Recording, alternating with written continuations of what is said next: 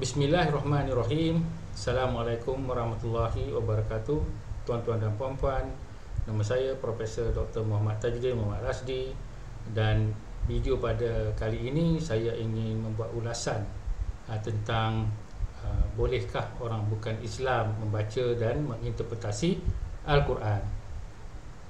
Jadi isu ni timbul, kita tahu bahawa ada suatu parti politik yang mengatakan diri mereka ni pejuang Islam, dengan mengatakan bahawa ada ahli parlimen bukan Islam telah membuat kenyataan dengan menggunakan ayat Al-Quran.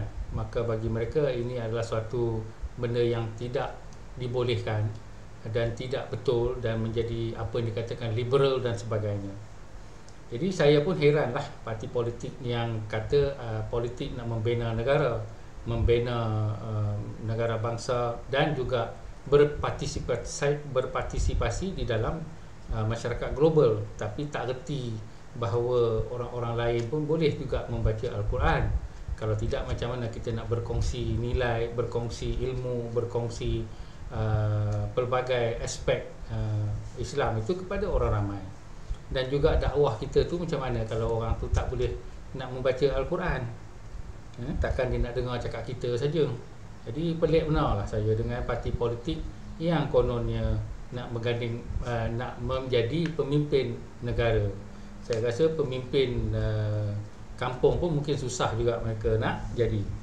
Baik, di sini saya ingin mengulas dengan memberikan pengalaman saya sebagai ahli akademik selama 39 tahun, di mana saya telah berkecimpung di dalam kepakaran saya, iaitu seni bina Islam, dan juga kepakaran saya dalam seni bina masjid. Di dalam aspek ini saya telah membuat banyak kajian, membaca banyak buku, banyak jurnal, dan saya akan berkongsi pengalaman tentang pandangan saya tentang bagaimana interpretasi Islam ni oleh orang-orang bukan Islam. Tetapi pertama saya ingin membawa tuan-tuan kepada sejarah Nabi itu sendiri. Bagaimana orang bukan Islam mentafsirkan Al-Quran. Jadi kalau kita lihat, orang bukan Islam yang pertama mentafsirkan ayat Al-Quran adalah Warakah bin Naufal, iaitu saudara kepada Khadijah. Yang mana apabila kita tahu cerita Nabi Muhammad didatangi oleh Jibril dan baginda disuruh membaca ayat Al-Quran yang pertama, Iqra, dan baginda pun balik dengan terketar-terketar dan juga ketakutan. Maka Khadijah telah membawa Rasulullah berjumpa dengan saudaranya, iaitu Warakah bin Naufal. Warakah bin Naufal adalah seorang Kristian, dan apabila beliau mendengar cerita Nabi Muhammad, terus dikatakan bahawa ini adalah Jibril dan kamu adalah Rasul akhir zaman. Sudah tentulah saya pasti bahawa Rasulullah menceritakan apa yang dibaca oleh Jibril. Maka Warakah sebagai orang yang pertama mendengar Al-Quran membuat tafsiran bahawa ini adalah Jibril dan Nabi itu adalah Rasul yang dilantik.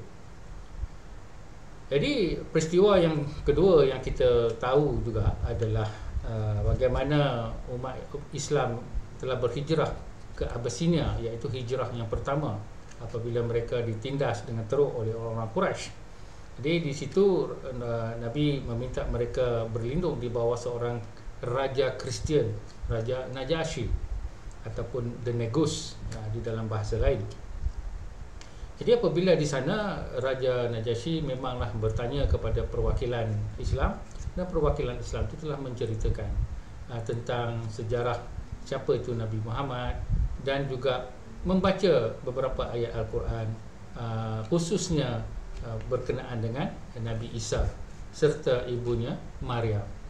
Jadi apabila mendengar ayat Al-Quran itu, Raja Najasyi mentafsirkan bahawa risalah baru ini hampir sama dengan risalah agama Kristian, dan baginda mengambil keputusan untuk melindungi delegasi ataupun kumpulan umat-umat Islam yang berhijrah ke negaranya. Walaupun ketika itu terdapat beberapa orang di dalam istana yang memberontak terhadap keputusan Raja Najasyi memberi perlindungan kepada orang-orang Islam yang difikirkan bakal menjadi musuh mereka. Tetapi Raja Najasyi berkeras dan bertindak melawan ke pemberontakan itu, dan alhamdulillah menang. Maka orang Islam berlindung di bawah Raja Najasyi. Jadi inilah aspek interpretasi yang kedua oleh orang bukan Islam. Jadi saya heran bagaimana parti politik yang berdabik dada tak memperjuangkan Islam, tak tahu sejarah tentang orang bukan Islam mentafsirkan ayat Al-Quran. Selepas ini saya ingin mengulas pengalaman saya sebagai ahli akademik. Bagaimana pertama saya telah membaca banyak buku tentang sejarah Nabi Muhammad. Buku-buku ini ada yang ditulis oleh orang Islam seperti Sirah Ibn Ishaq, seperti Muhammad Haikal, dan saya juga membaca buku-buku yang ditulis oleh penulis-penulis barat yang bukan Islam. Kenapa saya berbuat demikian? Sebab saya ni ahli akademik, tuan-tuan. Ahli akademik ni kita tak boleh main ikut suka, duduk bawah tempurung kita je. Kita ni Melayu, maka kita kena baca yang Melayu. Kita ni orang Islam, maka kita baca orang Islam. Tak boleh. Kita kena baca semua yang tulis tentang tajuk itu, supaya yang pertama kita dapat pandangan-pandangan pelbagai. Sebab dalam sejarah ni kita tak tahu apa yang berlaku. Jadi kita nak tengok perspektif-perspektif daripada pelbagai. Jadi kalau kita duduk di bawah tempurung macam parti politik ni, maka atau orang-orang yang dekat Kedah yang menjadi pemimpin parti politik ataupun pemerintah dekat sana, maka mereka tidak faham bahawa kita harus berkongsi ilmu, kita harus melihat pelbagai perspektif supaya kita lebih matang di dalam hubungan kita antara manusia, dan juga kita lebih matang dalam membuat apa-apa keputusan, bukannya hentam begitu saja dan tidak melihat kepada perkara yang lebih baik.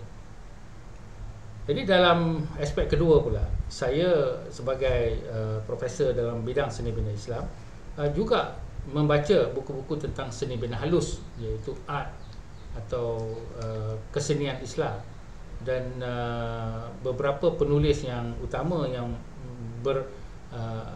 ataupun berbicara tentang seni bina Islam dan juga kesenian Islam adalah Oleg Grabar, Robert Hillenbrand, K.S.C. Creswell.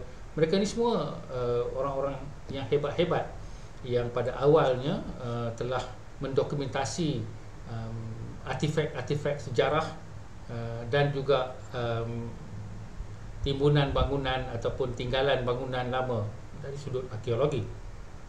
Kalau tak sebab kerja mereka, maka kebanyakan aspek kesenian Islam ni hilang di zaman.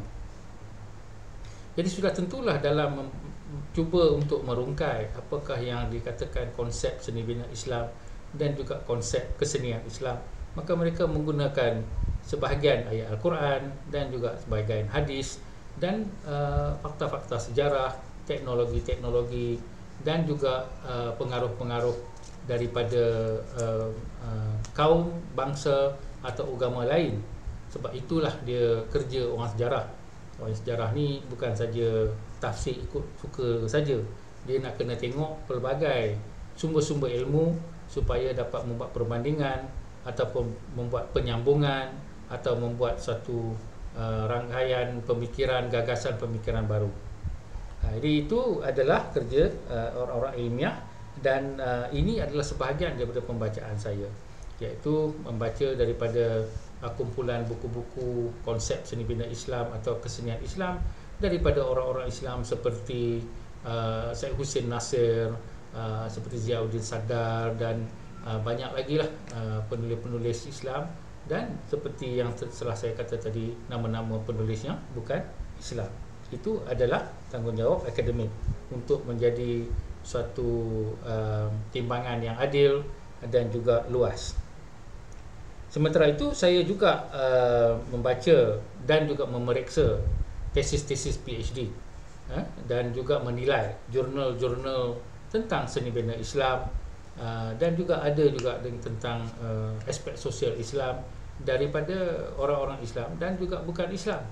Dan daripada orang Islam pun ada daripada Iran, orang-orang yang kita katakan Syiah, dan juga daripada negara-negara lain seperti Jordan dan banyak lagi lah yang telah saya sebagai ahli akademik telah menilai kenaikan pangkat orang-orang bukan Islam dan juga orang-orang Islam di serata dunia. Sebagai seorang profesor seni bina, saya juga mengajar reka bentuk. Jadi ada di antara pelajar saya yang mereka bentuk gereja, maka saya pun kena fahamlah tentang Kristian dan telah membaca kitab Injil, New Testament, Old Testament, supaya kita dapat mengetahui konsep agama dan juga nilai-nilai agama yang boleh kita tafsirkan di dalam seni bina. Dan seni bina ni kita tak ada main ikut saja apa yang orang buat dulu, lepas tu kita ubah-ubah sikit-sikit. Tak ada. Kita kena faham apa dia ilmu asas. Kalau masjid, kalau gereja, ilmu asas dia adalah Kristian, dan kalau masjid, ilmu asas dia adalah Islam. Jadi kita orang-orang atau pelajar-pelajar yang bukan Islam yang pernah saya selia juga, ada juga yang membuat seni bina masjid, reka bentuk masjid. Mungkin ada parti politik yang kata orang bukan Islam tak layak buat masjid, saya tak tahulah. Tapi ada banyak masjid yang rakan-rakan saya arkitek bukan Islam, mereka membina, dan ada yang menggunakan rujukan daripada buku saya dan juga daripada perbincangan dengan saya sendiri. Jadi inilah dia tuan-tuan, perkongsian ilmu, di mana kita belajar budaya dan kepercayaan orang lain akan memperkayakan kita lagi, bukan akan merosakkan tauhid kita ke ataupun hati kita dan sebagainya. Ini orang yang takut duduk bawah tempurung, kononnya nak jadi pemimpin, ini yang dia takut. Apalah yang nak ditakutkan? Kita yang orang takut ni orang yang tak reti agama dia sendiri, orang yang hanya mendengar ustaz-ustaz bercakap tapi tak pernah membaca, tak pernah baca hadis, tak pernah baca tafsir Al-Quran, tak pernah menyoal dengan kritis, hanya mengikut, melaum dan menyalak. Itulah dia masalah dengan ada segelintir orang Melayu yang mendabik dada dia lebih Islam daripada orang lain. Selalunya orang yang macam itu, orang yang kata dia lagi Islam daripada orang lain, mereka inilah orang yang sebenarnya perosak Islam dan juga membantut perkembangan Islam. Jadi akhir sekali kita sebutlah tentang dakwah Islam. Dakwah Islam tu apa makna tuan-tuan? Dakwah Islam sebenarnya adalah memperjelaskan Islam, bukan paksa orang masuk Islam. Yang tu yang saya faham. Saya tak pernah paksa orang masuk Islam, saya tak pernah jadi saksi orang masuk Islam. Yang saya pernah adalah dijemput oleh pelbagai agama seperti Kristian, Buddha, Hindu dan sebagainya untuk menjelaskan apa itu Islam. Jadi saya menawarkan diri untuk menjelaskan apa yang saya tahu, dan saya juga telah dijemput untuk memberi penjelasan-penjelasan tersebut. Maka itulah apakah yang saya katakan dakwah yang saya fahami. Sudah tentu di dalam perbincangan itu ada yang menyoal tentang tafsiran-tafsiran ayat Al-Quran dan sebagainya, maka saya memberi penjelasan. Mereka sendiri pun telah membaca Al-Quran dan mempunyai soalan-soalan tentang aspek tersebut. Contohnya baru-baru ini kita lihat isu tentang buku Imam Nawawi, yang mana ada satu hadis tentang peperangan yang beramai kawan-kawan bukan Islam menjadi takut, dan ada yang melatah membuat kenyataan di dalam media. Maka saya menegur, saya kata kenapa tak tanya saya dulu? Kalau saya tanya saya dulu, saya boleh jelaskan. Ayat itu nombor satu tak digunakan oleh Kementerian Pendidikan, dan yang nombor dua, kita tak boleh tafsir sesuatu tindakan Islam tu dengan satu ayat atau satu hadis. Dia kena, contohnya bab peperangan, kita kena tengok banyak hadis, sebab hadis itu berkenaan dengan peperangan, bukannya berkenaan dengan maslahat harian. Jadi di sini kita lihat bahawa pentingnya perkongsian ilmu, pentingnya perbincangan, dan kalau kita nak berbincang, kata kita nak berkongsi, kenalah baca benda dulu, tak boleh main tembak-tembak tanya-tanya. Jadi kita kena baca. Jadi apakah salahnya kita nak membaca? Dan kalau kita lihat terjemahan Al-Quran pun ada dibuat oleh orang-orang bukan Islam, terutamanya di dalam bahasa Inggeris atau bahasa Perancis dan sebagainya. Jadi perkara ini perkara biasa di dalam dunia keilmuan. Janganlah kita anggap kalau orang tu terjemah kitab Injil dalam bahasa Melayu, maka ada niat tersirat, dan kalau dia menterjemahkan Islam ataupun Al-Quran di dalam bahasa Inggeris, maka sudah tentulah ini ada muslihat yang lain. Saya sendiri pun bergantung kepada terjemahan hadis-hadis, tetapi semua daripada orang-orang Islam lah, ya. Hadis Bukhari, Muslim, Abu Daud, Tirmizi, Muwatta, dari Imam Malik dan sebagainya. Maka saya dapat mempelajari dengan sendiri banyak aspek-aspek Islam. Tapi ini tidak bermakna bahawa saya tidak membaca bahan-bahan lain yang cuba memberi perspektif-perspektif yang berbeza. Jadi seperti saya sebut bahawa sebagai ahli akademik, ini adalah amat penting. Kita ahli akademik, kalau duduk bawah tempurung, bukan nama akademik lah tu. Itu nama orang-orang politik mungkin, tapi bukan orang akademik. Jadi di sini saya ingin akhiri bahawa saya rasa kalau orang bukan Islam itu menggunakan Al-Quran untuk membaca dan mentafsirkan dan menunjukkan betapa ia mempunyai nilai-nilai baik, positif dalam apa yang disebutkan tentang polisi kerajaan dan sebagainya, saya tak nampak apa masalah dia. Jadi kita orang Islam, dia orang yang bercakap tu, kalau dia nak bagi nasihat tentang macam mana kita nak sembahyang, itu lain cerita lah. Sebab dia tak pernah sembahyang, jadi dia tak boleh nak cakap lah pasal sembahyang. Kalau dia tak pernah berpuasa, dia nak cakap tu pasal puasa. Jadi kita tak payah dengar lah. Dia nak bagi pandangan, tak apalah, biarlah dia bagi pandangan. Tapi buat apa kita nak ikut? Jadi kenapa kita nak melatah mengatakan bahawa ini salah, itu salah, semuanya salah? Yang sebenarnya, kalau kita memberhentikan dan menakutkan orang untuk membaca Al-Quran, kat mana dakwah kita? Dekat mana perkongsian kita? Macam mana kita nak mengenal antara satu sama lain? Kalau kita sendiri takut nak baca kitab Injil, takut nak baca Tao Te Ching, takut nak baca Bhagavad Gita, takut, semuanya takut. Kenapa nak takut? Jadi saya pun heran kenapa orang takut sangat. Jadi sebenarnya takut tu senang je. Orang tu tak ada ilmu. Bila dia tak ada ilmu, dia tak tahu urusan-urusan ilmu, maka dia jadi takut. Jadi senang saja, kita carilah ilmu dengan membaca, dengan banyak menyoal, jangan banyak menyalak ataupun mengeji orang. Inilah yang akan membina agama kita dan juga hidup kita. Jadi di sini saya berhenti dulu untuk menyimpulkan bahawa saya rasa kalau daripada orang membakar Al-Quran tu, kalau dibaca dengan niat yang baik dan juga mengatakan bahawa agama Islam itu mempunyai aspek yang boleh menjadikan polisi dan sebagainya, maka itu adalah satu kebaikan. Tapi kalau dia membaca dan mengatakan bahawa ada banyak keburukan dalam Al-Quran, kita pun kena dengar juga, supaya kita boleh jawab balik dengan cara beradab dan dengan cara baik. Jadi inilah saya rasa budaya Islam. Budaya Islam bukan kamu baca, kamu bukan Islam, jadi nak kena pergi bunuh sanalah, nak kena penjara dan sebagainya. Jadi saya tak nampak ini sebagai satu yang boleh membawa kita kepada masa depan orang Islam sebagai pemimpin dunia, pemimpin global.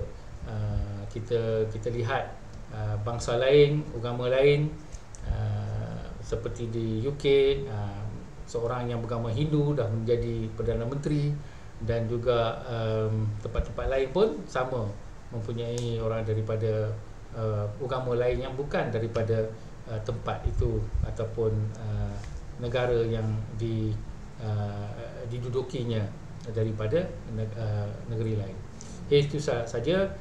Saya harap tuan-tuan dapat mempertimbangkan apa ulasan sebagai seorang ilmuwan dan juga sebagai aspek berdakwah dan penyebaran Islam.